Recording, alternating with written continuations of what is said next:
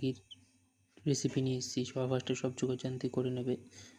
ফার্স্টে পেঁয়াজ কেটে, ধনেপাতা কেটে, টমেটো অল্প পরিমাণে কেটে, শসা কেটে সেই জিনিসটাকে সাইডে তুলে রাখবে। তার সাথে 2 কোয়া রসুনও কাটবে। তারপর গ্যাস ধরিয়ে একটা প্যান বসিয়ে তাতে তেল গরম করতে দেবে। তেল গরম করা হয়ে গেলে একটা ডিমের ভুজিয়া করতে হবে। ডিমটাকে ফাটিয়ে দেবে, ঠিক আছে? আমার ফাটাতে গিয়ে একটুখানি সাইডে ডিমের খোসাটা পড়ে গেছে, সেটা আমি পরে তুলে ফেলে দিয়েছি। তারপর একটু পরিমাণ মতো নুন দিয়ে সেটাকে ভুজিয়া টাইপের করে নেবে।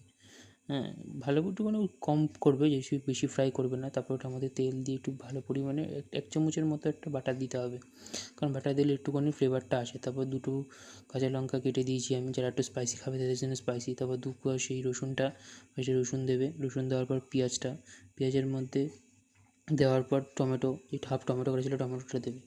দেওয়ার পর একটুখানি পরিমাণ মতো নুন দেবে। নুন, হলুদ, লঙ্কার গুঁড়ো আমি সবই দিয়েছি। লঙ্কার গুঁড়োটা দিলে একটুখানি মতো কালারটা আসে, আর কিছুই না। তারপর পরিমাণ মতো নুন দিয়ে সেটাকে নাড়াবে। যদি তোমরা ধনেপাতা খাও তার মধ্যে ধনেপাতা দিতে পারো, এটাতে ফ্লেভার আসে ধনেপাতার, তাই আমি ধনেপাতাটা দিয়েছি। তারপর একটা ওপেন সাইডে একটা ম্যাগি বসাতে, 2টো ম্যাগি বসাতে দেবো, কারণ আমি 2টো ম্যাগি করবো। তারপর একটা ম্যাগির মশলা কেটে আর একটা কেনা ম্যাগির মশলা দিয়ে সেটাকে একটুখানি ভালো নাড়াচাড়া দিতে হবে। তারপর পরিমাণ মতো জল দিয়ে সেটাকে একটু কিছুক্ষণের জন্য ফুটাতে দিতে হবে।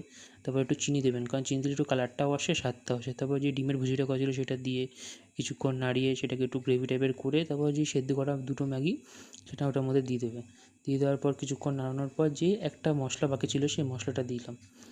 তারপর মশলাটা দেওয়ার পর কিছুক্ষণ নাড়িয়ে যে ম্যাগি মশলাটা বাকি ছিল সেটা দিয়ে উপরে ধনেপাতা দিয়ে সুন্দর করে গার্নিশিং করে দেবেন। এই আমার ম্যাগির লুক। তারপর চলো এবার তারপর 2টো প্লেটে সুন্দর করে বেড়ে তারপর শসা দিয়ে গার্নিশিং করে আমরা খেতে বসবো। এর আমার ভাগনা, ওকে জিজ্ঞেস করলাম, ও বললো খুব ভালো হয়েছে।